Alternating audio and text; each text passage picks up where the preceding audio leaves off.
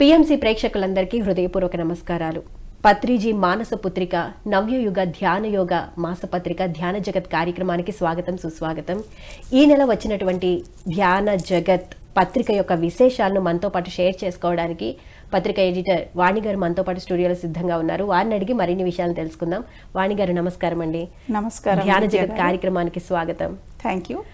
వాణి గారు, మనం ఈ ధ్యాన జగత్ పత్రికలో ప్రతి నెల చాలా కొత్త కొత్త అంశాలను, సామాజిక అంశాలను కానివ్వండి, ఆధ్యాత్మిక అంశాలను కానివ్వండి, అందులో పొందుపరిచి పంపిణీ చేయడం జరుగుతుంది.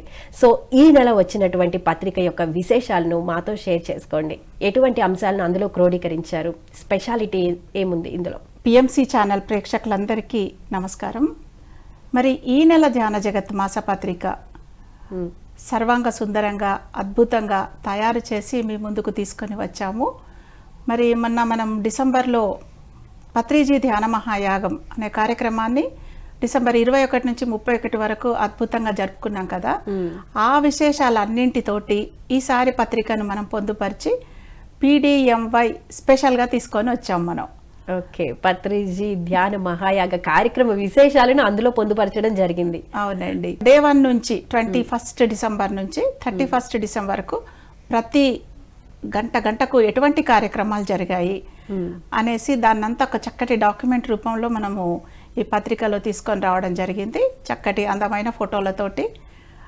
మరి ఆ కార్యక్రమాన్ని అటెండ్ చేయలేని వాళ్ళు కూడా ఆ పత్రిక చదివినప్పుడు ఓహో, ఇంత అద్భుతమైన కార్యక్రమము కడతాల్ కైలాసపూర్లో జరిగిందా అని చెప్పి తెలుసుకోవడానికి ఒక చక్కటి డాక్యుమెంట్ అండి ఇది. మనము ఎప్పుడైతే పత్రిజీ ధ్యాన మహాయాగం అనేసి స్టార్ట్ చేశారో 1999 నుంచి, అప్పటి నుంచి ప్రతి సంవత్సరం డాక్యుమెంట్ చేస్తూనే ఉన్నాం మనం.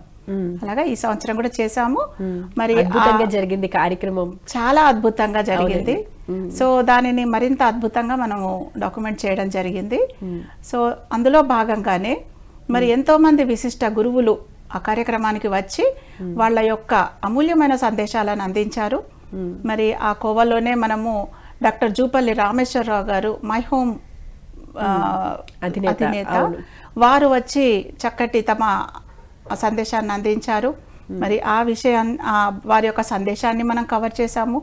మరి తనికెళ్ళ భరణి గారు ప్రముఖ సినీ రచయిత, నటులు, మరి ఎన్నో వారికి విశిష్టమైన స్థానాలు ఉన్నాయి సినీ ఇండస్ట్రీలో. మరి అలాంటి మహానుభావులు కూడా పత్రిజీ ధ్యాన మహాయాగానికి విచ్చేసి తమ యొక్క అమూల్యమైన సందేశాన్ని అందించారు. పత్రిజీ వల్ల ఎన్నో కొన్ని కోట్లాది జీవులు రక్షించబడ్డాయని చెప్పి వారు అద్భుతమైన తమ సందేశాన్ని, మరి నాలోన శివుడు గలడు, నీలోన శివుడు గలడు అంటూ వారి యొక్క తత్వగీతాలను పాడుతూ వారు చక్కటి సందేశం అందించారు. పత్రిజీ గురించి చాలా అద్భుతంగా వివరించారు, వారి యొక్క సింప్లిసిటీని గురించి. ఆ యొక్క సందేశం కూడా దీంట్లో అందించాం. తర్వాత నండూరి శ్రీనివాస్ గారు, వారు కూడా ప్రముఖ ఆధ్యాత్మికవేత్త. వారు వృత్తిరీత్యా IT స్పెషలిస్ట్, కానీ వారు తమ ఆధ్యాత్మిక ప్రసంగాలను అందిస్తూ ఉంటారు. వారు తల్లిదండ్రులు పిల్లలను ఎలా పెంచాలి, ఒక తల్లి యొక్క స్థానం ఏంటి పిల్లల పెంపకంలో అంటూ దానికి ఉదాహరణగా ధ్రువుడి యొక్క వృత్తాంతాన్ని తెలియజేయడం జరిగింది. ప్రతి తల్లి తన కొడుకు ఇంజనీర్ కావాలి, డాక్టర్ కావాలి, డబ్బులు సంపాదించాలి అనే ఆలోచిస్తారు. కానీ నా కొడుకు ఒక కృష్ణుడిలాగా ఎదగాలి, రాముడిలాగా ఎదగాలి, ఒక ఉత్తమ పౌరుడిలాగా ఎదగాలి అని చెప్పేసి అనుకోవడానికి ఎలాంటి ఆ తల్లుల యొక్క క్వాలిటీస్ని చాలా అద్భుతంగా వివరించారు. మరి అవన్నీ కూడా మనం ఈసారి పుస్తకంలో అందించడం జరిగింది. మరి ప్రతి ఒక్కరు వాటిని చదవాల్సిందిగా నేను కోరుతున్నాను. తర్వాత మరి పత్రి మేడం వారు ఒకరోజు కార్యక్రమానికి విచ్చేసి వారి యొక్క సందేశాన్ని అందించారు. ఇంకా పరిణీత పత్రి గారు, వారు వారి సందేశాన్ని, తర్వాత పరిమళ పత్రి వారు ముఖాముఖి కార్యక్రమంలో ధ్యానం చేయడంలోని వివిధ పద్ధతులు, అంటే ధ్యానాన్ని ఎంత అంకిత భావంతో చేయాలి, జీవితంలో సమస్యలు వచ్చినప్పుడు ధ్యాన శక్తితోటి వాటిని ఎలా ఎదుర్కోవాలి, వీటన్నింటి గురించి యంగ్స్టర్స్కి చక్కగా క్యాచ్ అయ్యేలాగా అద్భుతమైన ముఖాముఖి కార్యక్రమంలో వారి యొక్క జవాబులు ఇవ్వడం జరిగింది. సో మనం ఆ ముఖాముఖిని కూడా కవర్ చేసాము ఈసారి. ఓకే, అయితే ఈ PDMYకి రాలేదు, అరే మనం మిస్ అయ్యాం అని చాలా మంది PMC ఛానల్ ద్వారా వీక్షించి వారు ఎంతో జ్ఞానాన్ని పొందడం జరిగింది. అలా కూడా చెయ్యలేని వాళ్ళకి, అంటే సుదూర ప్రాంతాల్లో ఉన్న వాళ్ళకి ఈ పుస్తకం ద్వారా మీరు చాలా చక్కటి, అంటే మొత్తం జరిగిన ఆ 11 రోజుల యొక్క సందేశాన్ని ఇందులో క్రోడీకరించి అచ్చువేయటం జరిగింది అని చెప్తున్నారు. అవునండి. మరి ఇప్పుడు చదువుతాము, ఆ తర్వాత దీనిని దాచుకుంటాం ఈ పుస్తకాన్ని, తర్వాత ఎప్పుడో మళ్ళీ కూర్చొని మళ్ళీ చదువుతాము 2-3 నెలల తర్వాత. ఎంత సంతోషం అనిపిస్తుంది అంటే ఇంత అద్భుతమైన కార్యక్రమం జరిగిందా అక్కడ, మనం దాంట్లో పాల్గొన్నామా అనేసి మళ్ళీ వాళ్ళందరి సందేశాలు. ఒకటి విషయము విద్యా గారు, ధ్యాన జగత్ పత్రిక అలా ఓపెన్ చేసి చూడండి, దాంట్లో ఏదో ఒక సందేశం మీకు తప్పకుండా, మీకు కావాల్సిన సందేశం, మీరు ఏదైతే తపన పడుతున్నారో దానికి సంబంధించిన ఏదో ఒక సందేశం ప్రతి ఒక్క పేజీలో దొరుకుతూ ఉంటుంది. ఇది ఎంతో మంది సొల్యూషన్ కూడా అనుకోవచ్చు. కరెక్ట్. ఎంతో మంది ధ్యానులు ఈ పత్రిక పట్ల వాళ్ళ యొక్క అనుభూతులను ఇలా పంచుకుంటూ ఉంటారన్నమాట. సో నిజంగా వెళ్ళలేని వాళ్ళే కాకుండా వెళ్ళి వచ్చిన వాళ్ళు కూడా ఒకసారి పుస్తకాన్ని చదివినట్లయితే ఒక్కసారి అక్కడ జరిగిన ఏవైతే 11 రోజుల కార్యక్రమ విశేషాలన్నీ కూడా ఒకసారి గుర్తు తెచ్చుకోవడం జరుగుతుంది. మేము ఇంత అద్భుతమైన కార్యక్రమంలో పాల్గొన్నామా అని చెప్పేసి వాళ్ళకే అంత సంతోషం. కార్యక్రమంలో జరిగిన విన్న విషయాల్ని ఒక్కసారి చదువుతూ ఉంటే వాళ్ళు మళ్ళీ గుర్తు తెచ్చుకుంటూ, ఓకే ఇలా జరుగుతోంది, ఇలా జరిగింది, మనం అక్కడ ఉన్నప్పుడు ఈ మాటల్ని మనం విన్నాం కదా అని వాళ్ళు ఇంకొకసారి జ్ఞప్తికి తెచ్చుకునే అవకాశాన్ని మీరు కల్పించారు నిజంగా. అండ్ కవర్ పేజీలో చూసుకుంటే కనుక వాణి గారు చాలా చక్కగా మంచి మంచి ఫొటోస్తో కవర్ పేజీ ఉంది. దాని వెనకాల చూస్తే ఒక మనిషి జీవితాన్ని ఒక నదీ ప్రవాహంతో పోల్చడం జరిగింది. అసలు అంత అద్భుతమైన ఆలోచన ఎలా వచ్చింది అసలు? అవునండి, పత్రిగారు వారి యొక్క అద్భుతమైన సందేశాలను తులసీదళం, తులసి వనం అని చెప్పేసి 2 పుస్తకాలలో వారు అందించడం జరిగింది. అంటే ఈ సందేశాలు ఎలా అందిస్తుంటేవారంటే సారు ప్రతి నెల పత్రిక కోసం సారు చెప్తుండేవారు, డిక్టేట్ చేస్తుండేవారు ఆ సందేశాన్ని. అప్పటికప్పుడు అలా సారు నుంచి అలా వచ్చేదన్నమాట సందేశం. అలా సార్ చెప్తూ ఉంటే నేను రాస్తూ ఉండేదాన్ని. ఆ రాసిన దాన్ని అప్పటికప్పుడు టైప్ చేయించి సారి కరెక్షన్ చేయించి అలా ప్రతి నెల ఒక సందేశాన్ని సార్ ఇచ్చేవారు. మెయిన్ మెసేజ్ అనుకునేవాళ్ళం మేము, అలా ఉంచేవాళ్ళము.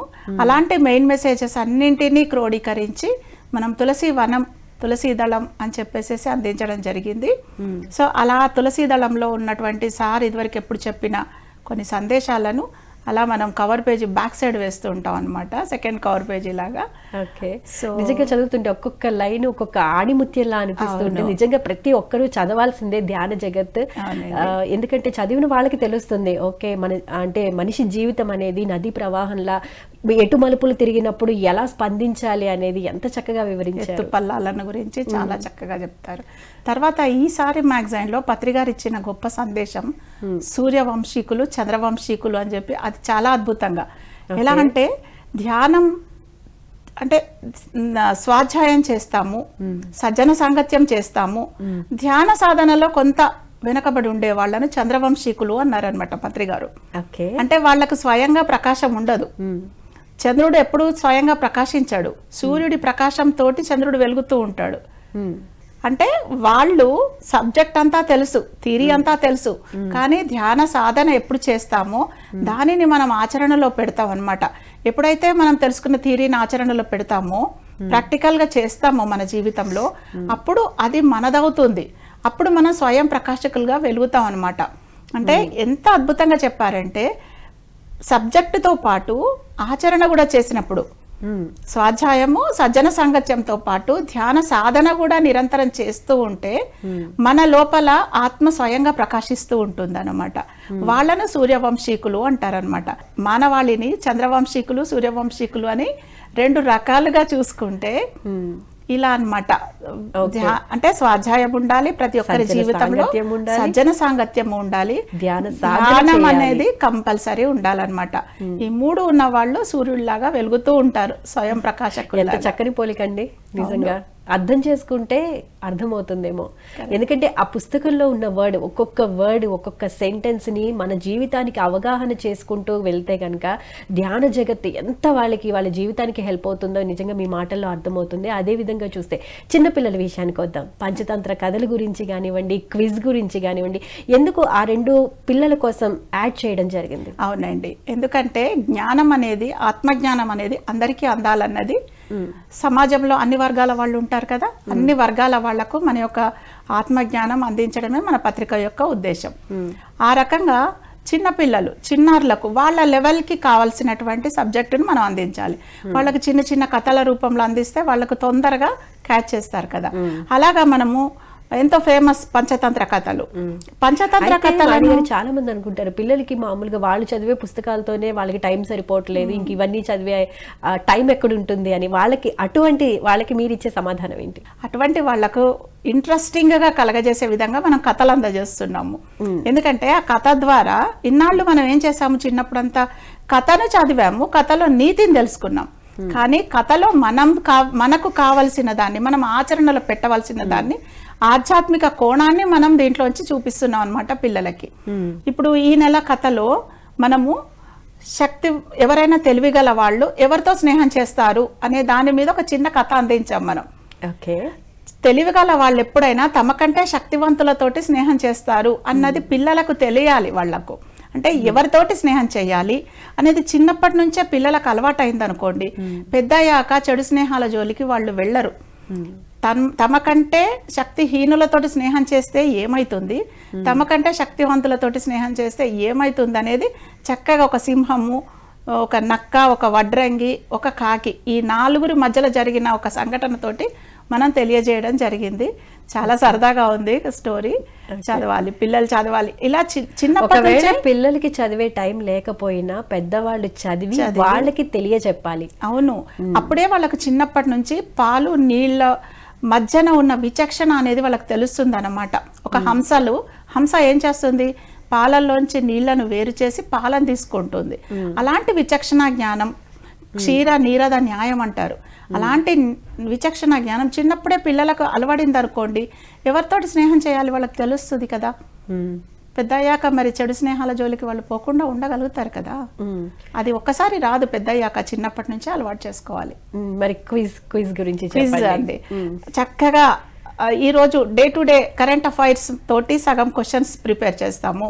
అట్ ద సేమ్ టైం మన బేసిక్ నాలెడ్జ్, స్పిరిచువాలిటీలో బేసిక్ నాలెడ్జ్ తోటి కొన్ని క్వశ్చన్స్, ఇలాంటి క్వశ్చన్స్ అవి ఇవి చెరిసగం పెట్టి మనం ఆ క్విజ్ని తయారు చేస్తాము. పిల్లలకు అటు ప్రాపంచికతకు సంబంధించింది, ఇటు ఆధ్యాత్మికతకు సంబంధించి నాలెడ్జ్ ఉండాలని చెప్పేసి చాలా గొప్ప విషయం అని చెప్పుకోవాలి. ఎందుకంటే కరెంట్ అఫైర్స్ గురించి ఏదైనా కాంపిటేటివ్ ఎగ్జామ్స్ కి ప్రిపేర్ అయ్యే వాళ్ళకి కూడా చాలా హెల్ప్ అవుతుంది. అవును, తర్వాత సుడోకో, తర్వాత పద వినోదం, ఇవన్నీ కూడా మనకు పిల్లల యొక్క బ్రెయిన్ టీజర్స్ అంటారు, అవి మనం దీంట్లో అందించడం జరుగుతూ ఉంది. ఓకే, మరి యంగ్స్టర్స్ కి, యూత్ కి ఎటువంటి అంటే ఒక విధానం కానీ లేకపోతే ఒక ప్రణాళిక కానీ వేసుకుంటే ఎలా ఉంటుంది అనేది ఏమైనా పొందుపరచడం జరిగింది? తప్పకుండా అండి, ఎందుకంటే యంగ్స్టర్స్ కి కంపల్సరీ వాళ్ళు క్యాచ్ యంగ్ అంటారు, శుభశ్య శీఘ్రం అన్నది ఇప్పుడు చిన్నపిల్లల విషయంలో కానీ యంగ్స్టర్స్ విషయంలో కానీ, అంటే వాళ్ళు చిన్నప్పటి నుంచే వాళ్ళకు ధ్యాన సాధన అన్నది అలవాటు చేస్తే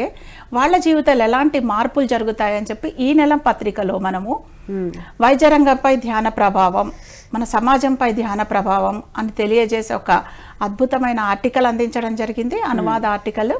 దాంట్లో అమెరికాలో హార్వర్డ్ యూనివర్సిటీ వాళ్ళు, పెన్సిల్వేనియా యూనివర్సిటీ వాళ్ళు, తర్వాత విస్కాన్సిన్ యూనివర్సిటీ, అక్కడ ఉండేటువంటి సైకాలజీ ప్రొఫెసర్స్ సమాజంలో అన్ని వర్గాల ప్రజల మీద, అంటే యంగ్స్టర్స్ మీద, తర్వాత బౌద్ధ గురువుల మీద, తర్వాత పెద్దవాళ్ల మీద, చిన్నపిల్లల మీద రకరకాల ప్రయోగాలు జరిపినప్పుడు ఎలక్ట్రోఎన్సెఫెలోగ్రామ్ అంటారు.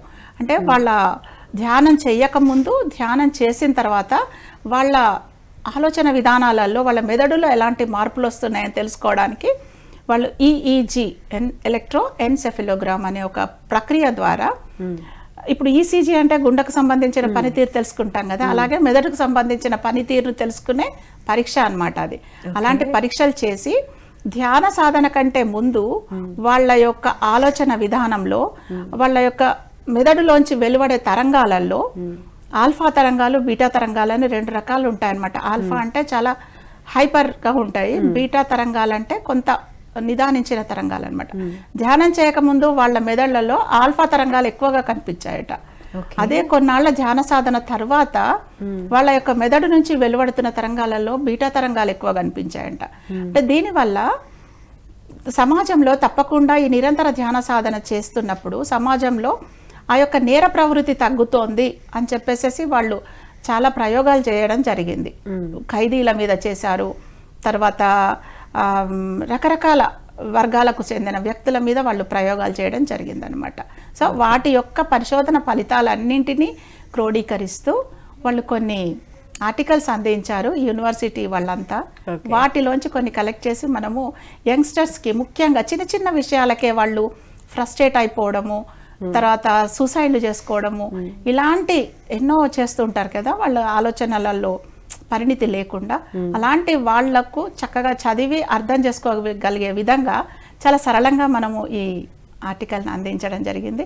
తప్పకుండా ప్రతి ఒక్కళ్ళు చదివి తీరాల్సిన ఆర్టికల్ అది. మామూలుగా ధ్యాన జగత్ పత్రిక విషయానికి వస్తే కనుక మెడిటేటర్స్ కానీ లేకపోతే పిరమిడ్ మాస్టర్స్ కానీ ఈ పుస్తకం యొక్క ఇంపార్టెన్స్ ఏంటనేది వాళ్ళకి ఇప్పటికే చాలా అవగతమైంది. అయితే కొంతమంది నాన్ మెడిటేటర్స్ ఉన్నారు, వాళ్ళని బాగా అంటే మోటివేట్ చేసే విధంగా కానివ్వండి, లేకపోతే వాళ్ళని ధ్యాన జగత్ చదివే విధంగా చేయడానికి ఎటువంటి ఇన్స్పిరేషన్ ఇందులో ఉంది? ఈ సమాజంలో ఎవరైనా కానివ్వండి, ధ్యానం చేయనియండి చేయకపోనియండి, ఎటువంటి వర్గం వాళ్ళకైనా ప్రశాంతత అయితే కావాలి. మానసిక ప్రశాంతత ఎవరికి అవసరం లేదు కదా. సో అలాంటి వాళ్ళందరినీ ఆకర్షించడానికి మనం కొన్ని అనువాద ఆర్టికల్స్ చక్కగా ఎన్నెన్నో పుస్తకాలలో ఉంటుంటాయి. పర్సనాలిటీ డెవలప్మెంట్కి సంబంధించినవి, మన ఆలోచన విధానాలను ఎలా సరి చేసుకోవాలి, ఎందుకు వస్తున్నాయి మనకు సైకోసోమాటిక్ జబ్బులు, ఆలోచన జనిత రోగాలు అనేది ఒక వైద్య రంగంలో ఒక సెట్ ఆఫ్ కాన్సెప్ట్ అనమాట. ఎందుకంటే మనకు వచ్చే జబ్బులలో 90% ఆలోచనలలోనే వస్తున్నాయి అని చెప్పి వైద్య రంగమే హెచ్చరిస్తోంది. సో అలాంటి సైకోసోమాటిక్ డిసీజెస్ నుంచి మనం బయటపడాలంటే మన ఆలోచనలను ఎలా సరి చేసుకోవాలి అని చెప్తూ ఈసారి మనం ఎనర్జీ లీకేజెస్ అంటే మన లోపల శక్తి నిల్వలు ఎలా లీక్ అవుతూ ఉంటాయి అని చెప్పేసి ఒక 7 పాయింట్లతో ఒక అద్భుతమైన ఆర్టికల్ ఇవ్వడం జరిగింది. సో అది తప్పకుండా ప్రతి ఒక్కళ్ళు చదివినప్పుడు ఆలోచనలను ఎలా కరెక్ట్ చేసుకోవాలి, మనకు మనంగా అదేం పెద్ద విషయం కాదు, కానీ చిన్న ఒక హెయిర్ లైన్ డిఫరెన్స్ తోటి మనము సమస్యలలో పడిపోతుంటాం అనమాట. సో అవి కరెక్షన్ చేసుకునే విధంగా ఈసారి అద్భుతమైన ఆర్టికల్ ఇవ్వడం జరిగింది. అది చదవాలి ప్రతి ఒక్కళ్ళు. ప్రతి నెల వచ్చే ఈ ధ్యాన జగత్తులో పత్రిజీ గారి అంటే సందేశాలు కానివ్వండి, లేకపోతే ఆదర్శ సూత్రాలు కానివ్వండి, పిరమిడ్ మాస్టర్ పాటించవలసిన నియమాలు కానివ్వండి తప్పనిసరిగా పొందుపరచడం జరుగుతుంది. ఎందుకంటారు? ఈ సమాజంలో సరి అయిన విధంగా జీవించాలంటే మనకంటూ కొన్ని ప్రిన్సిపల్స్ ఉండాలి. ఆ ప్రిన్సిపల్స్ తోటి మనకు 18 ఆదర్శ సూత్రాలను పత్రి గారు మనకు పొందుపరచడం జరిగింది. తర్వాత 13 ఆచరణయుక్తమైన కొన్ని సూత్రాలు కూడా మన దగ్గర ఉన్నాయి. సో అవి ఇవి ఎప్పటికప్పుడు మనము మ్యాగజైన్లో ప్రతి నెల కంపల్సరీ ఇస్తుంటాం. ఎందుకంటే ప్రతి సంవత్సరం జనవరి 26 ఏంటది మనకు రాజ్యాంగం రూపొందించుకున్న రోజు అన్నమాట. అంటే ఆ రోజు మనం రాజ్యాంగంలో ఏమున్నాయి, హక్కులేంటి, బాధ్యతలేంటి, మనం చిన్నప్పటి నుంచి చదువుకుంటున్నాం కదా. ఎందుకు చదువుకుంటున్నామో మన బాధ్యతలేంటో మనం తెలుసుకోవాలి, మన హక్కులేంటో మనం తెలుసుకొని సమాజంలో జీవించాలి. అలాగే మన జీవితానికి కూడా కొన్ని ప్రిన్సిపల్స్ని పెట్టుకొని మనం జీవించాలని 18 ప్రిన్సిపల్స్ ప్రతి నెల దానిని రిఫ్రెష్ చేస్తూ ఉంటాం అనమాట, గుర్తు చేస్తూ ఉంటాం అనమాట. సో వాటిని కరెక్ట్గా ఆచరిస్తే ఇక వాళ్ళ జీవితంలో అద్భుతాలే జరుగుతాయి అన్నమాట. సో అదొకటి. తర్వాత పత్రికారి సందేశాలు, బ్రేక్ ద రొటీన్ అని ఈసారి అద్భుతమైన సందేశం ఇచ్చాం. అంటే అదే పనిగా ఒక రొటీన్లో వెళ్ళే జీవితాన్ని మధ్యలో బ్రేక్ చేసినప్పుడు మనకు ఒక్కొక్కసారి కొన్ని సమస్యలు లేకపోతే ఏవో జరుగుతాయి, మనం అనుకున్న విధంగా జీవితం జరగదు, మధ్యలో కొన్ని ఆటంకాలు వస్తుంటాయి. అప్పుడు మనము అయ్యో ఎందుకు ఇలా జరిగిపోతుంది అని చెప్పేసి మనం టెన్షన్లు పడిపోతుంటాం, నాకే ఎందుకు ఇలా జరిగిందని కూడా ఆలోచిస్తూ ఉంటారు. కానీ అది మనకు ఏం లెసన్ నేర్పడానికి అక్కడ అది జరిగింది, ఆ బ్రేక్ ఎందుకు వచ్చింది మన లైఫ్లో అనేసి తెలుసుకునే విధంగా పత్రికారు అద్భుతమైన సందేశం ఇచ్చారనమాట. మీరు గమనిస్తే 2020లో మనకు కరోనా వచ్చింది, మొత్తం ప్రపంచం అంతా బ్రేక్ అయిపోయింది, బ్రేక్ అయిపోయి కూర్చుంది, స్తంభించిపోయింది. ఎందుకు వచ్చింది ఆ బ్రేక్? ఎంత హడావుడిగా జరిగే 24/7 బిజీ బిజీ కదా, అలాంటి గొప్ప గొప్ప అగ్రరాజ్యాలు కూడా సైలెంట్ అయిపోయి కూర్చున్నాయి, నిశ్శబ్దం వహించాయి. ఆ బ్రేక్ ఎందుకు వచ్చింది అనేసి చాలా అద్భుతమైన సందేశం పత్రి గారు బ్రేక్ ద రొటీన్ అని ఇచ్చారు.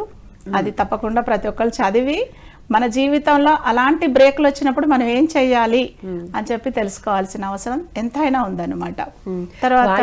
చెప్పండి. తర్వాత పత్రి గారి question and answers, enlightenment hour అని చెప్పేసి పత్రి గారు జూమ్ క్లాసెస్లో వివిధ దేశాలలో ఉన్నటువంటి పిరమిడ్ మాస్టర్స్ తోటి చేసినటువంటి క్వశ్చన్ అండ్ ఆన్సర్స్ కార్యక్రమం, ప్రశ్నల జవాబుల కార్యక్రమంలో దానిని మనం ప్రతి నెల దానిని ట్రాన్స్లేట్ చేసి ఇస్తూ ఉంటాము. సో దాంట్లో ఈసారి ఈ ప్రపంచంలో శాకాహారం పట్ల ఎటువంటి గొప్ప గొప్ప ప్రయోగాలు జరుగుతూ ఉన్నాయి, అసలు ఎట్లా ప్రజలందరూ మెల్లిమెల్లిగా శాకాహారం వైపు ఎలా పరిగెడుతున్నారు అన్న విషయం గురించి చక్కటి వివరణ ఇచ్చారు పత్రి గారు.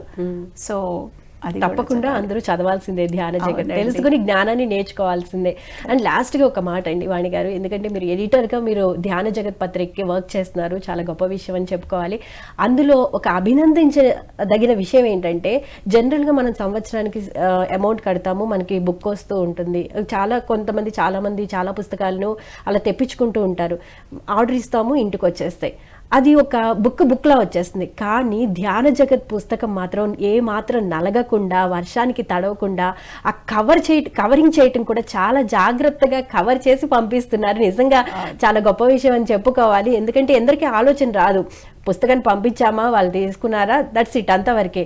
అంతేగాని ఆ పుస్తకం నలగకుండా, మాత్రం డ్యామేజ్ అవ్వకుండా, ఒక మంచి ఆలోచన, అభినందించాలి, తప్పకుండా అభినందించాలి. ఎందుకు అలా అనిపించింది మీకు? కరెక్ట్, ఎందుకంటే అది ఒక అంటే పత్రిక, ఇప్పుడు మనమందరం ఎలాగైతే మానవ రూపంలో ఉన్న పిరమిడ్ మాస్టర్లమో, పత్రిక కూడా అది ఒక పత్రిక రూపంలో ఉన్నటువంటి పిరమిడ్ మాస్టర్, ఒక ఆత్మస్వరూపం ఆ పత్రిక, మానస పుత్రిక. సో పత్రిక కూడా ఒక స్వరూపమే మనకు.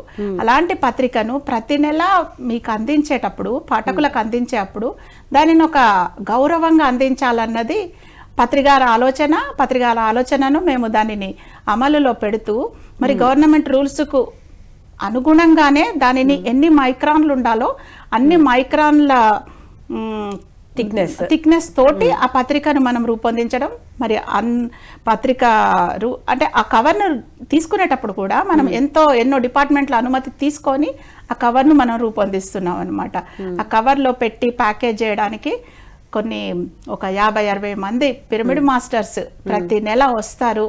ఒక పండుగలాగా ఉంటుందన్నమాట ప్యాకింగ్ అంతా, పత్రికల ప్యాకింగ్ అంతా.